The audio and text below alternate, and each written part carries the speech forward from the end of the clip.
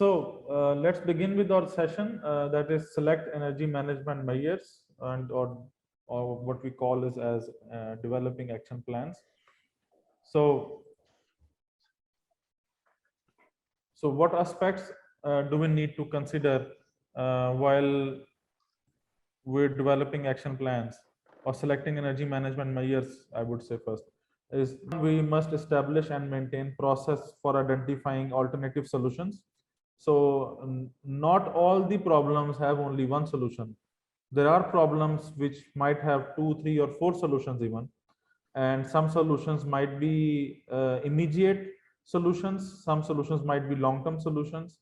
Some of these solutions might require low investment, some require high investment, but obviously then they also differ in the benefits that they provide. So there must be a process of how to identify alternative solutions, and then we must develop a criteria in selection and provision of a balanced approach to cost, benefit, and risk.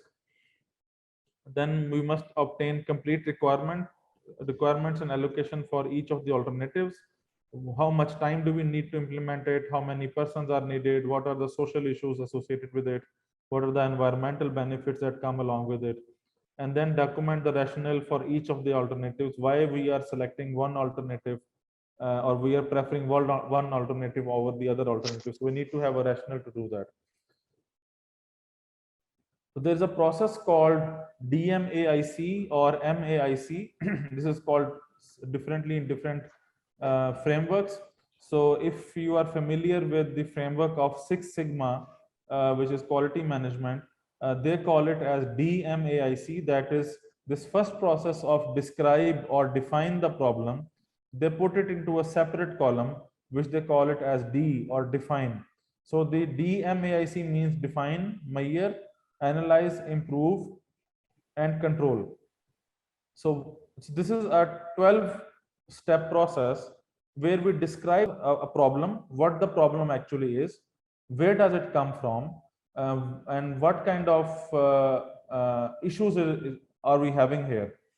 Then we measure the magnitude of the problem. How big is the problem? For example, we say that we have steam leakages in the network. So the problem describes that we figured out that there are steam leakages at 100 areas where we have pipes, we have joints, and we have valves that are leaking. But what actually is the magnitude? Is this leakage big or is this leakage small? So here we need to define the quantity. Is this leakage amounting to 1 tons per hour or half tons of steam per hour? So what is the actual amount here? Then we determine when the problem actually started. So this we can determine if we have a monitoring framework. So we look at our previous reports of leakage assessment or previous report of steam balance, for example, and where we can see that there is a meter on the main header through which all the steam is going through. Let's imagine that 10 tons per hour steam is going through the main meter. Imagine that we have meters installed at all the demand sites wherever steam is being used, and they sum up to 9 tons per hour. So where did this 1 ton per hour steam go? So this is how we can see, based on the data that we have, that okay, 1 month ago we had a difference of only 0.5 tons per hour, and we thought that probably this difference is coming because there is a difference in measurement of the meters. But now this is increasing, and after a few days we have come to a point where the difference is 1 ton per hour. So we keep on monitoring it. Probably again the problem is in monitoring. So we keep on monitoring, and with the evidence that there are leakages, and with the evidence that this data gap is increasing, we can safely recall that okay, 1 month ago we had 0.5 ton per hour gap, and probably 2 months ago we had a gap of only 0.25 tons per hour. So that is how we can somehow estimate where the problem and when the problem started. So don't look at these graphs at the moment. These graphs are there only to show as an example. At the moment I am just showing you the stages that there are there. So first stage was, as I said, first of all, we have to describe the problem. So what the problem exactly is, as I said, that taking a simpler example at the moment of a steam leakage. Okay, we saw that there are some steam leakages.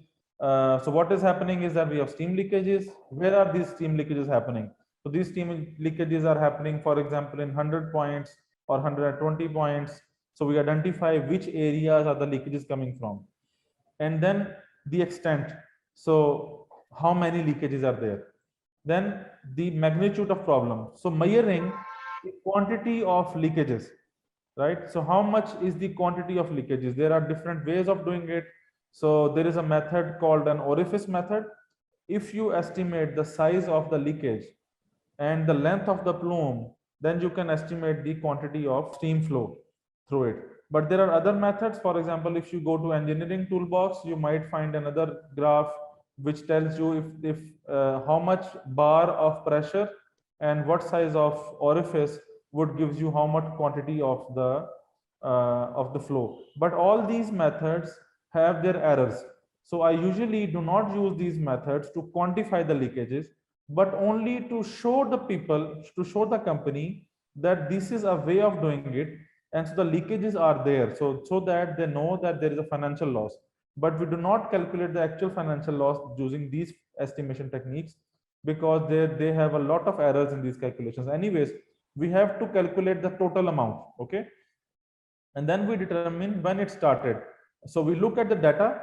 For example, in this case, we'll look at the flow measurement of main header steam flow meter and all the demand side flow meters, and we see how much is the gap, and we see when did the gap started to happen, and how much has it come to this. So we know, for example, let's say if we had a gap of only 0.2 or 0.25 or zero point 0.5 ton per hour, we can say that probably the line length is too long and there was condensation taking place. So the condensate was returning and then there was this gap. But since we had a gap of 0.5 over the period of few months, but now the gap has elongated and it has become 1 ton per hour. So we know that we have a leakage of about 0.5 ton per hour. So this is how we can describe when it started and how much it is. It's only estimation, obviously, at this point. Number 4 would be to identify the root cause. So we come up to 4 or 5 probable root causes doing a root cause analysis. So this one way is to use a fishbone diagram. I will show you other ways as well. Fishbone can be used if we have a highly technical problem. But if we have problems where we have management systems also, management related issues and administrative issues also playing their part, then I usually recommend using other tools rather than fishbone, because fishbone is very good for technical issues, but sometimes it has its own limitations. I will show you some other tools as well going forward. Then we do some data measurement, existing analysis of data, and based on this, we construct a list of facts, and then we compare these facts with the causes. So for example, we say that the leakages take place because we have old equipment, we have old lines, right? But then we also have to check the facts. Do we really have old lines, or when was the last upgrade of lines taken place? When was the last maintenance done? Okay, so we collect all this data. What did they analyze? Did the maintenance analyze any issues with the pipes? Did they do any analysis of the pipes, any infrared or X-ray analysis, for example, of the pipes to see if there are any issues, any rusting going on? So all these facts we have to collect, and based on these facts, we write out some of the probable causes. And for example, we will look at the procurement policy. Does the company have a policy where a company prefers energy efficient equipment over other equipment, or does the company only procure equipment which is cheaper? Okay, so all these facts related to procurement policy, related to engineering, related to operations, we collect, and then based on that we come to a root cause. So we keep on collecting additional data until we come to a root cause, and then we come to point number 9, where we determine the solution. So if we have, let's say, one problem which had 2 or 3 root causes, So one cause was, taking again an example of steam leakages, one cause was that the equipment is rotten or old. Second cause is that the maintenance data does not show that the maintenance team actually did any analysis on leakages or pipes. And third is that the procurement policy does not show that we are preferring energy efficient solutions. So that means that these are the three areas where we have to do an improvement. So we determine a solution which ideally solves all these problems, or we identify three solutions which individually solve all these problems. And for doing that, we also need to do a financial analysis. So which of the solutions that we have identified bring the quickest return? How much saving would there be? Okay, and how can we cater that saving? How much investment is needed? How much time is needed? Would there be a production loss while doing this implementation? For example, do we have to shut down machines to implement this new solution that we're coming up with? How much would that cost us? And if once it is done, how much will be the saving? So once we come up to a solution, pilot this solution in one area and see the results. For example, installing solar PV, we've seen many companies who start installing solar PV with a 5 kilowatt, 10 kilowatt, or even 20 kilowatt solution, and not bigger than that. They install this system on their rooftops and play with it for about 6 months or 7 months. And once they are well versed with controlling the system, then they suddenly go with 1 megawatt, 2 megawatt solutions, because now they are technically well equipped with this. So for example, I told you example of this one company which had 22 stenters, and they already have one stentor which has a waste heat recovery system installed on it. So they already have a pilot there. So for me to convince them to install it on remaining 21 was not a difficult task, because they already have a pilot. They know what are the savings there, what are the flow rates, what are the fuel savings they are getting from it, and what investment that did they make for it, and now they can easily install it. So, and then once we do the pilot, we have to verify the solutions based on the data. So we do again some calculations, measurements, and see if it really is bringing fruits to us or not. And once it is that, when it's done, then we define controls for it. So how would we control this solution now? How do we ensure that whatever we have done is sustainable? So if we have eliminated leakages, will these leakages occur again? If they will occur, which they might occur anyways, will they again occur in the same magnitude, or will we be able to identify them earlier and track them earlier and solve it earlier? And if we have installed a waste heat recovery system, how do we control it? How do we ensure that if we estimated, let's say, that it will give us 2000 MMBTUs of saving annually, does it provide us these savings or not? And how do we ensure that it provides these savings every year rather than reducing it? So we need to have a maintenance plan. We need to have a performance monitoring system installed there to check everything. We need to define responsibilities. Who's going to monitor what, and what kind of decisions do we need to take? We need to build scenarios. What can happen? So these are parts of the documentation, how to build a control plan, how to develop standard operating procedures. So this is what comes here. So once you have done anything, always look for standardizing it. So this 5S are actually 5 Japanese words, which the first S is seri. That means sorting. So you sort whatever you have in good things or bad things, or needed things or not needed things, for example, and then you keep only those things which are needed, and then you clean them, clean everything, you put everything in order, and then you standardize it. So standardization means that whatever problems we were having, these must not occur again. So how do we ensure that there is a performance standard now?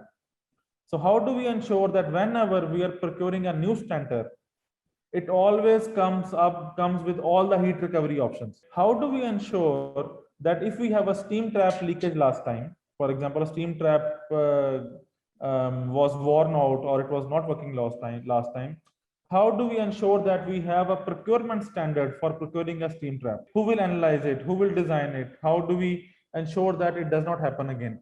And then sustain. So sustain is the part that the last S is the control plan. How do we sustain it? How do we ensure that whatever equipment we're installing has longer life? How do we ensure that our team predicts the problem rather than identifying it when it happens? So predicting it before it happens and takes necessary actions. So this is the most important part of any measure that we are proposing. So when we had issues related to steam trap leakages, for example, we ensured that they make an SOP of procuring steam traps for next time. So how would they measure the flow? How would they calculate the size of steam trap? And so they had to include this in their procurement policy, that next time when they are procuring a steam trap, it is of a certain type, and then they can, it has a certain life. So anyways, so when we start, first of all, remember we identified the non-product outputs. So I just wanted to build a context that whatever we do, we have to first start with compiling a list of energy saving opportunities and non-product outputs. Once we do that, then we come to this point where we do the prioritization. So this prioritization matrix, this can be used for prioritizing non-product outputs, and this can also be used for prioritizing and comparing the alternative solutions. So for example, this matrix requires to rate measures on the left hand side, or the aspects of the NPOs against certain parameters. For example, results in monetary loss, or causes air emissions. So this measure, for example, very low condensate recovery or low combustion efficiency of coal-fired boiler. For example, there could be multiple other NPOs as well. So we want to see that which ones are the ones that we want to prioritize, and which are the ones on which we can work on even later. So we rate them against results in monetary loss, or causes air emissions, or contributes to global warming or ozone depletion, increases fossil fuel use, affects health of staff or workers, contributes to emergencies or fire, explosion, for example, affects relationship with customer. For example, customer is asking us to improve our water efficiency. And if we have a low condensate recovery, that means that we're putting in more water.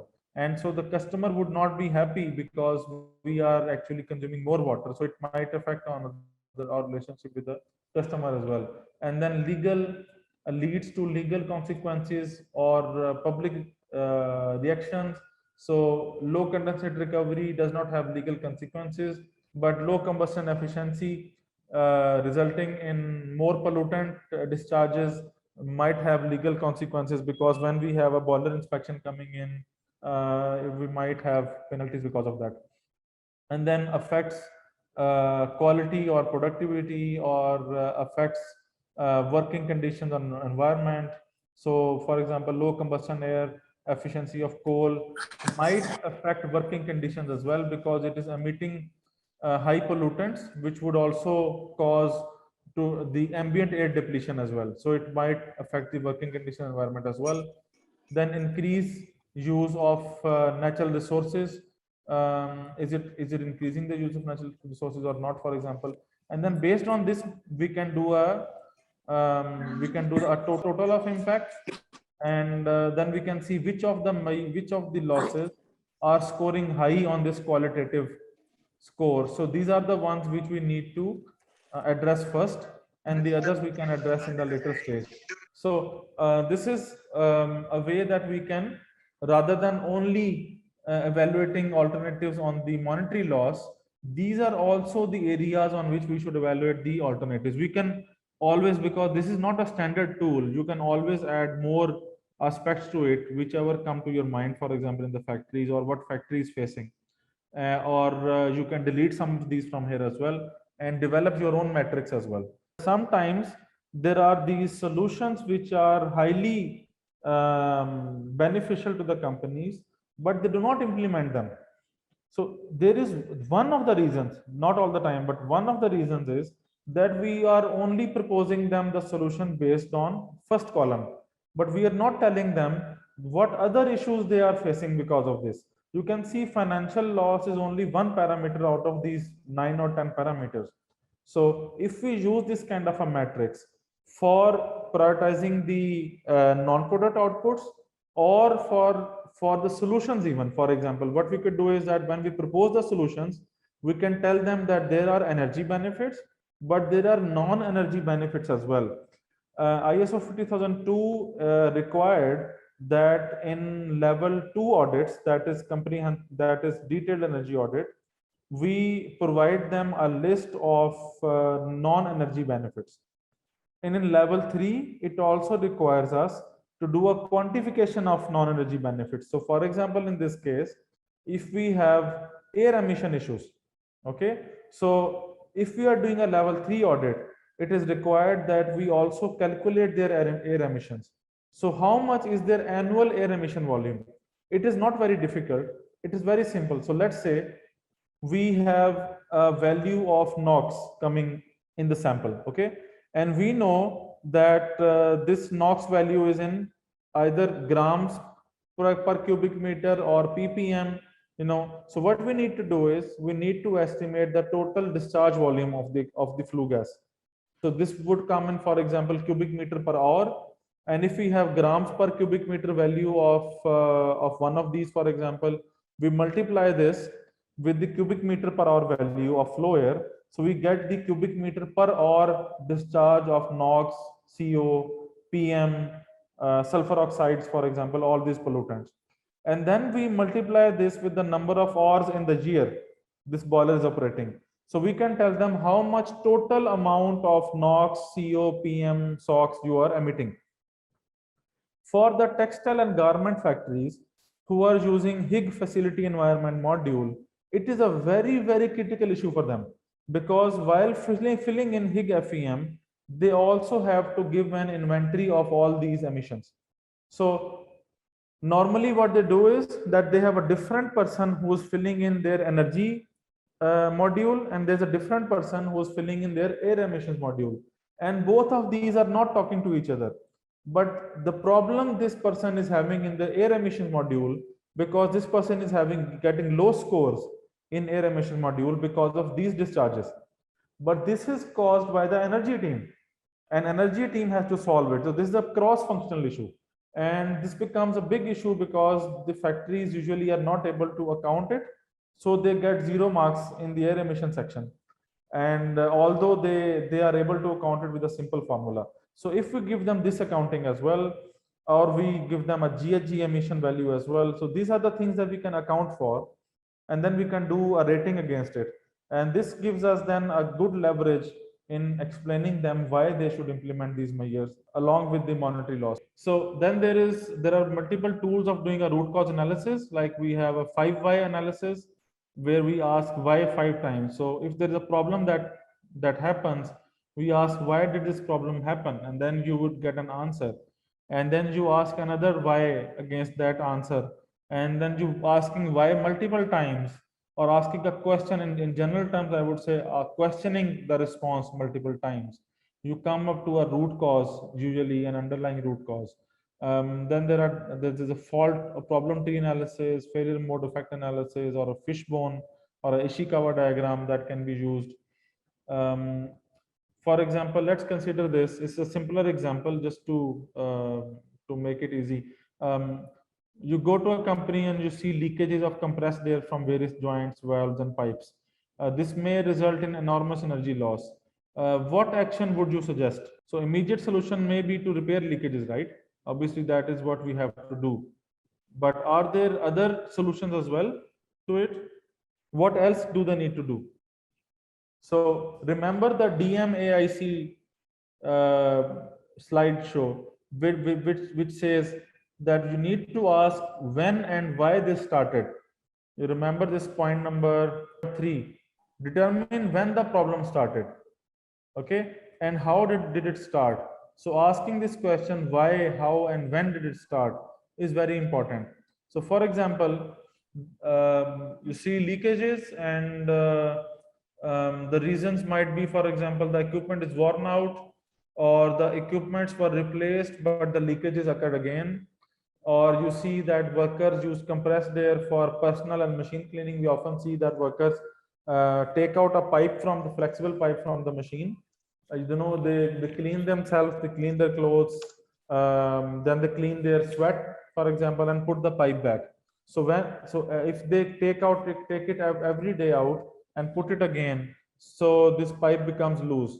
Or maybe the leakages are not even monitored. Factory does not even know that there are leakages, or they are not monitoring the leakages. So there could be multiple reasons to that. So the question would be, why are they not considering, they're not monitoring the leakages?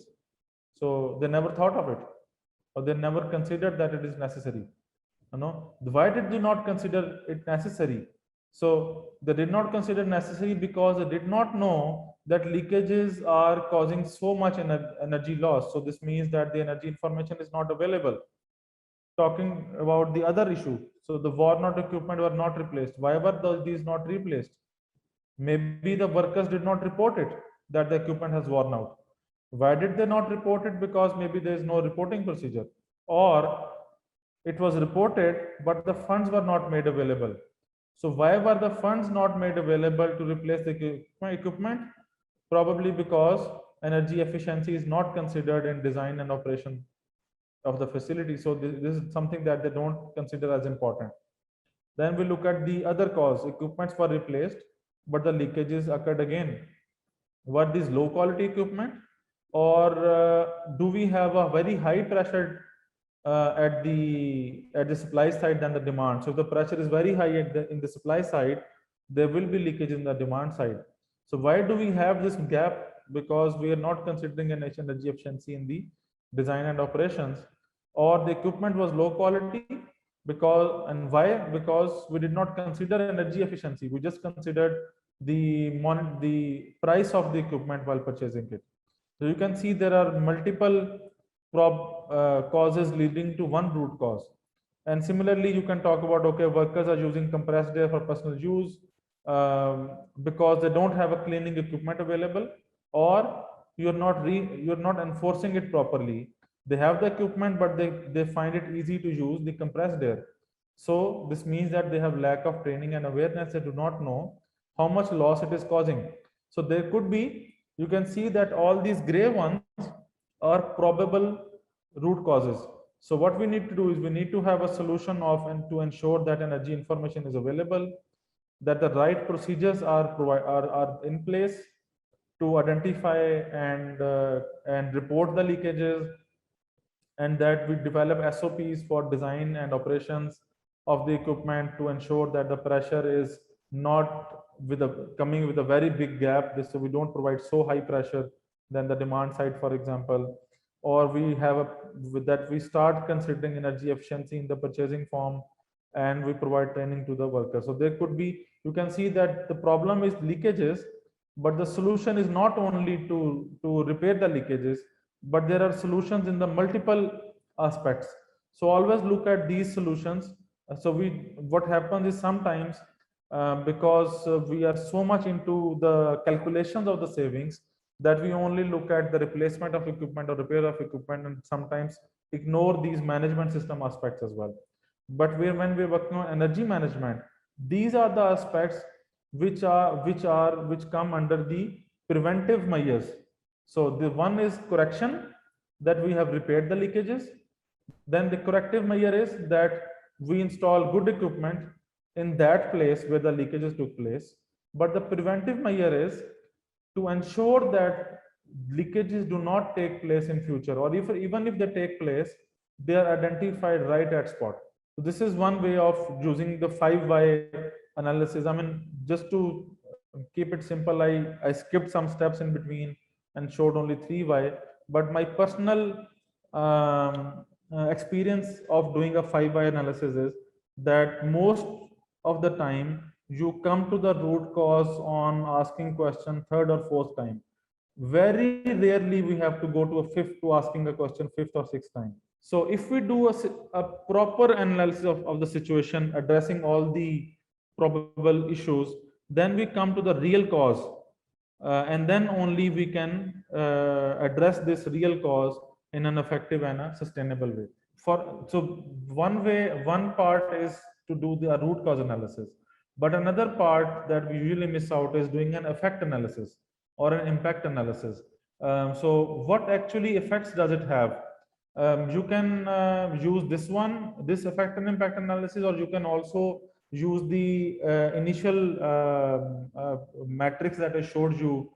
You can also use this one to do the impact assessment, or you can do an impact assessment this way, that you say, okay, what are the effects of these leakages? For example, the effects are that we need frequent maintenance, there is high loading factor of compressors, the housekeeping conditions are getting bad, and so on. And what are the actual long-term impacts of that? So impact of frequent maintenance is that we have high maintenance cost. Impact of high loading factor of compressor is that we have high energy cost, and bad housekeeping conditions lead to demotivation of workers due to bad working conditions. So these compressed air leakages are not only causing the financial losses, but they're along with that they're disrupting our maintenance department, as well as causing the demotivation in the workers.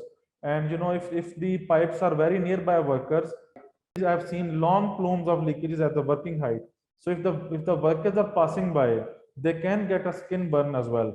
So these are also some areas when we see that companies are not implementing something because of the financial issues only, but we also need to identify the impacts and effects as well in that cases.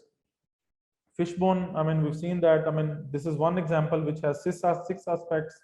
There is the original text of the Ishikawa, Dr. Ishikawa talks about four aspects. That is man, machine, method, and material. That is the method I usually take. And the equipment and processes, equipment goes into machine, process and management go into methodology, people that goes into man. So environment actually can be shifted to the effects part in this case as well. So that what are the environmental effects going on? And if we're talking about environmental conditions that are affecting this problem, then this can be shifted to the methodology aspect as well.